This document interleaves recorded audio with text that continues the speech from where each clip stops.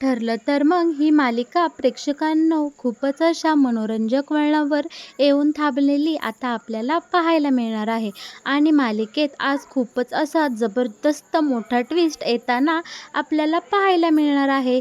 बरं का, इकडे कोर्टामध्ये आता सचिन आणि अस्मिताची डिव्होर्स केस एकदम अशा अशा टप्प्यात येऊन थांबलेली असते की आज तिचा फायनल रिझल्ट असणार असतो. आणि इकडे आपला अर्जुन असे कोर्टामध्ये काही पुरावे सादर करतो की डायरेक्ट अस्मिता आणि सचिनची ही जी काही डिव्होर्स केस आहे ती 360 डिग्रीने अशी फिरते. आणि इकडे सचिनचा संपूर्ण बँड वाजून अस्मिताला सचिनकडनं भरघोस अशी पोटगी आता मिळताना आपल्याला दिसणार आहे. आत्तापर्यंत आपण सचिनने अस्मितावर केलेले सगळे आरोप ऐकले आहे आणि ते कोर्टामध्ये सुद्धा जज साहेबांनी सचिनची संपूर्ण बाजू ऐकून घेतलेली आहे.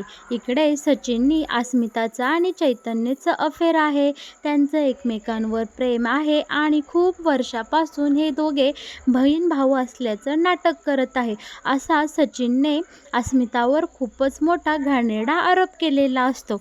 आणि आता सचिन सांगत असतो की मी जेव्हा US ला कामाला होतो तेव्हा माझ्या पैशावर या अस्मिताने खूप मजा मारल्या आणि तेव्हा मात्र मी या सुभेदारांना त्यांचा जावई म्हणून खूपच आवडत होतं. ते माझं खूपच कौतुक करत होते आणि आता मात्र माझी US मधली नोकरी गेली आहे आणि मी आता इकडे भारतात आलेलो आहे. जज साहेब, सध्या मी बेरोजगार आहे, त्यामुळे या अस्मिताला मी नकोसा वाटत आहे. माझा पैसा उडवताना हिला तेव्हा खूप मजा वाटली, तेव्हा तिला माझी कधीच लाज वाटली नाही आणि आता मात्र मी तिला एवढा नकोसा झालो आहे की तिने आता या चैतन्य गडकरीसोबत एक अफेअर केलेलं आहे.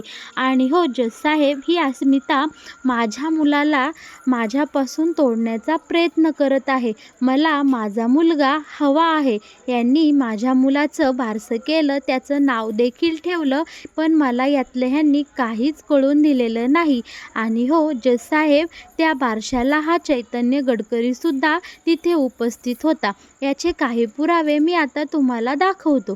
आणि इकडे सचिन बरोबर त्या दिवशी बारशाचे फोटो जे काही होते ते सगळे जज साहेबांना दाखवतो. आणि इकडे आता जज साहेबांचा हळूहळू सचिनच्या बोलण्यावर विश्वासच बसत चाललेला असतो की खरोखरच या अस्मिता आणि चैतन्य गडकरीचं अफेअर आहे. आणि इकडे सचिन मात्र खूपच रडून कागळून त्याची बाजू एकदम सेफपणे तिथे जज साहेबांसमोर मांडत असतो. अर्जुनला मात्र आता या सगळ्या गोष्टीचं खूपच टेन्शन आलेलं असतं. अर्जुनला वाटत असते की आता माझ्या हातनं केस जाते की काय आणि माझ्या बहिणीला आता मलाच न्याय मिळवून देता येतो की नाही, या सगळ्या गोष्टीचं आता अर्जुनच्या मनावर खूपच दडपण आलेलं असतं. आणि सचिनचा वकील मात्र खोट्यावर खोटं असे अनेक पुरावे जज साहेबांसमोर सादर करत असतो. आणि इकडे जज साहेबांना सुद्धा सचिनचं पारडं आता जड वाटू लागलेलं असतं. जज साहेब असा विचार करू लागलेले असतात, खरोखरच सचिन दीक्षित हा भला माणूस आहे आणि अस्मिता दीक्षितने त्याला फसवले आहे आणि निव्वळ इकडून सचिन दीक्षितकडनं पैसे मिळवण्यासाठी इकडे अस्मिताने सचिनवर डिव्होर्स केस फाईल केली आहे, असं इकडे जज साहेबांना वाटू लागलेलं असतं. आणि सचिन एवढ्यावरच थांबत नाही, तर आजपर्यंत अस्मिता आणि चैतन्यने साधे बहीण भाऊ म्हणून काढलेले फोटोज ते कुठे कुठे भेटतात आणि त्यांचं एकमेकांसोबत असलेलं बॉन्डिंग सगळं काही इकडे चाडून माडून जज साहेबांसमोर इथे सादर केलेलं असतं.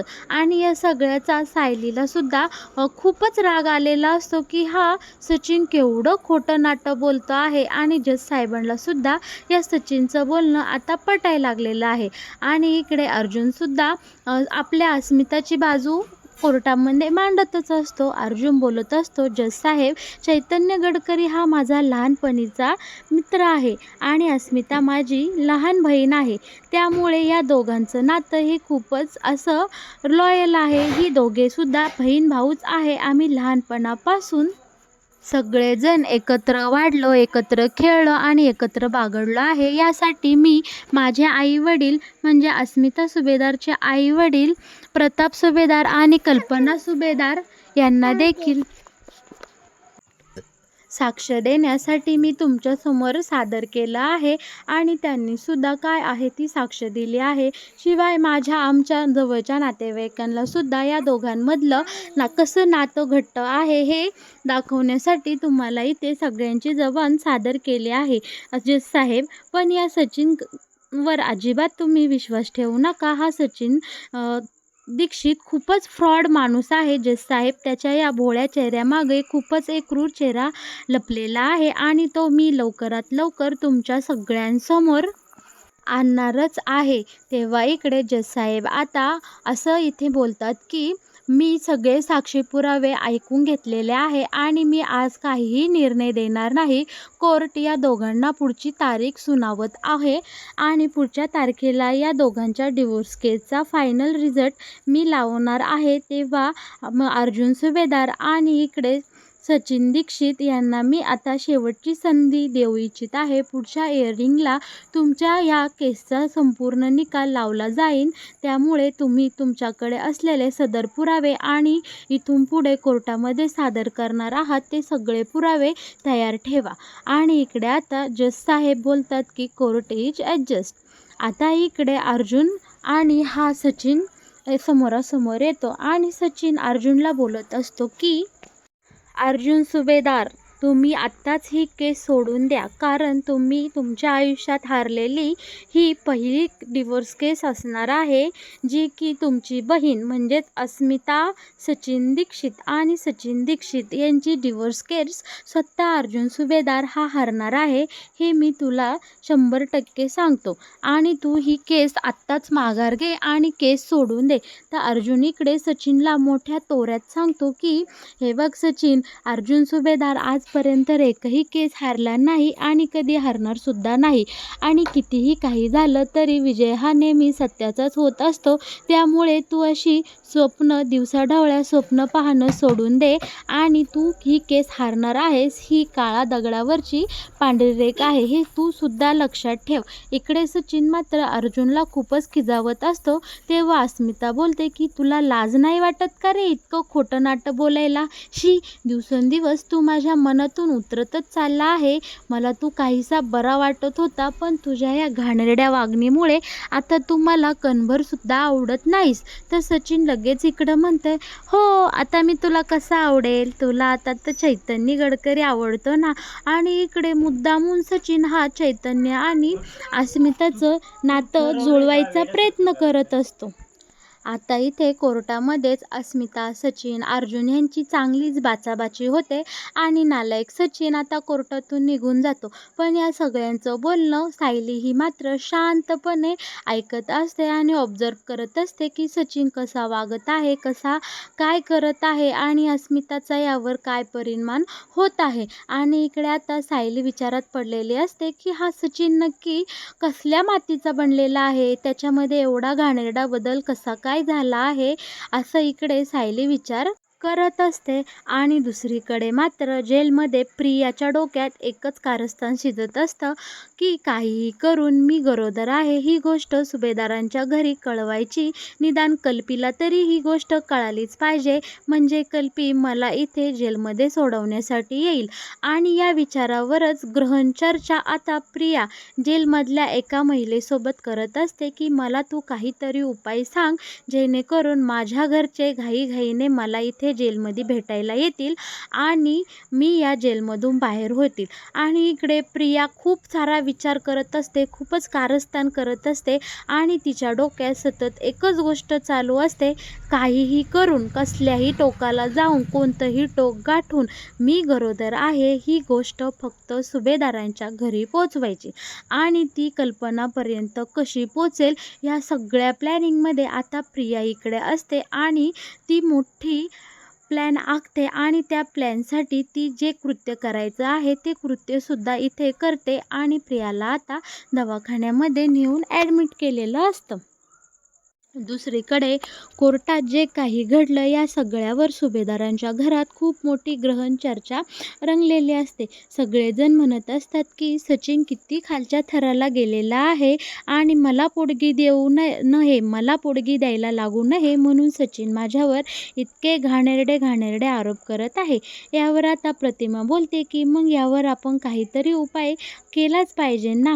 तेव्हा आता कल्पना म्हणते, काय अगं काय बोलायचं, आपलेच नाणं खोटं निघालं आहे इथे आणि आपलाच निर्णय चुकलेला आहे. आपण या अस्मिताला उगाच या सचिन नावाच्या बेदीच्या गळात बांधले आहे. पण यावर सायली मात्र खूप पॉझिटिव्ह विचार करत असते. सायली बोलत असते की आता मात्र आपण हारून चालणार नाही. आपल्याला आता सचिनच्या विरोधात खूपच मोठे असे पुरावे जमा करायलाच पाहिजे. आणि यासाठी माझ्याकडे खूपच असा सुंदर प्लॅन आहे. आणि इकडे आता सायली तिचा मोबाईल बाहेर काढते आणि इकडे अर्जुनला, चैतन्यला आणि अस्मिताला आणि घरच्या सगळ्यांनाच इकडे आता सायली तिचा मास्टर प्लॅन सांगत असते.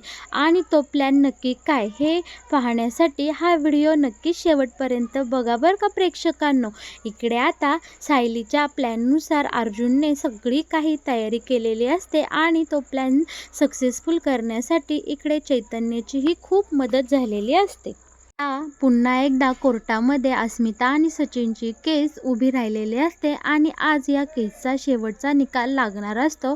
कारण जज साहेबांनी मागच्याच इयरिंगला सांगितलेलं असतं की पुढच्या इयरिंगला या केसचा फायनल रिझल्ट लागणार आहे. तुमच्याकडं जे काही पुरावे आहे ते तुम्ही सगळ्यांनी पुढच्या इयरिंगला सादर करा. आणि इकडे कोर्टात आता या दोघांची केस खूपच जोमाने जबरदस्त टप्प्यावर येऊन उभी राहिलेली असते. सचिनने खूपच अस्मिताविरुद्ध खोटे नाटे सगळे जे काही असतील ते सगळे पुरावे जज साहेबांसमोर उभे केलेले असते.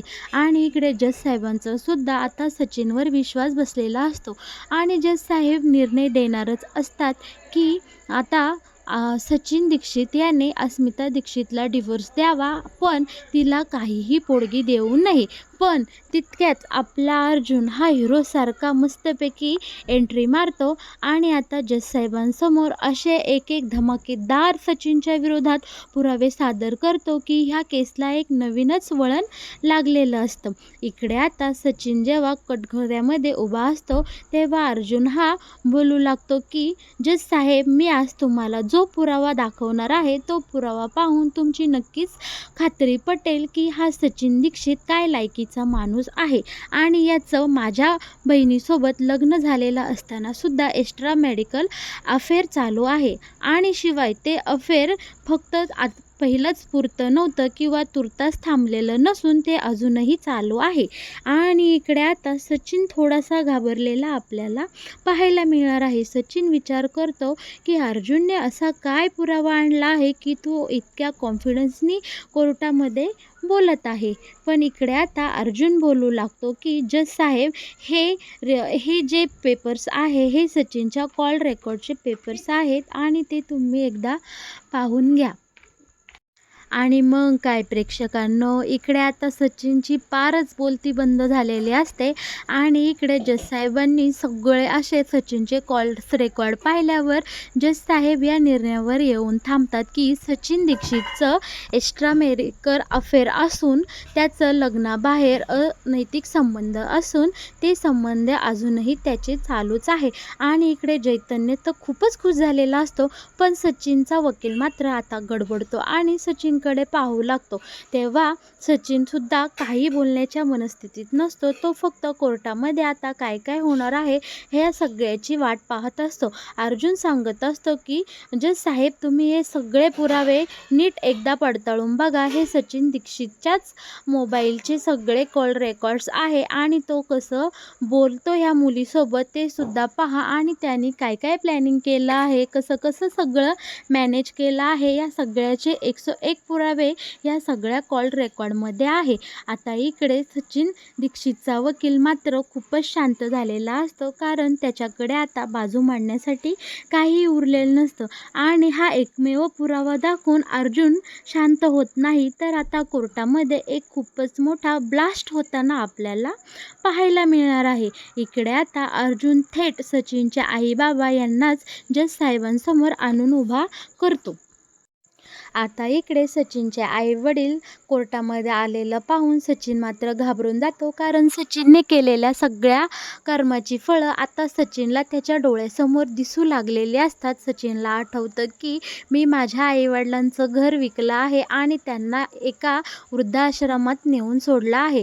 आणि इकडे आता जे घडाई नको, सचिनला जे वाटत असतं तेच इथे कोर्टामध्ये घडतं. सचिनचे आईवडील सचिनच्या विरोधात कोर्टामध्ये साक्ष देतात आणि जज साहेबांना सांगू लागतात की जज साहेब, जगामध्ये कोणाच्याही पोटाला येऊ नये असा नालायक मुलगा माझ्या पोटाला जन्माला आलेला आहे.